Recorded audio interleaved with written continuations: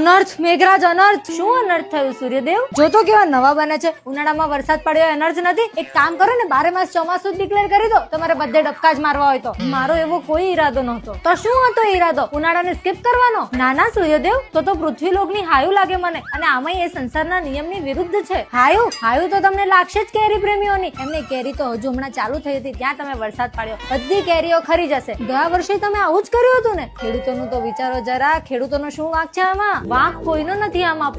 પણ શું આ કઈ શોભા દે તમને? બિન બોલાય મહેમાન કી તરહ દર વખતે જતા રહો. કોઈ માન નહીં રે પછી તમારું પૃથ્વીલોક પર. બધા તમને ટેકન ફોર ગ્રાન્ટેડ લેવા માંડશે. મને બોલવા તો દો સૂર્યદેવ. બોલવા જેવું રાખ્યું છે શું તમે આમાં ઇન્દ્રદેવ? વળી પાછા પવનદેવ નહીં સામેલ કરી લીધા. વરસાદ ઉપરથી વાવાઝોડું. એમ નહીં, વરસાદ થી કઈ બાકી રહી જાય તો વાવાઝોડું પૂરું કરી દે. એમ ને? માફ કરી દો મને સૂર્યદેવ. થોડા દિવસોમાં બધું બરાબર થઈ જશે. પછી તમારે પાડજો કાળ ઝાડ ગરમી. હવે તો તમે એમ જ કહેશો ને, બીજી વાર ધ્યાન રાખજો. ચલો હું રજા લઉં. હાશ, આજે તો જવાબ આપ.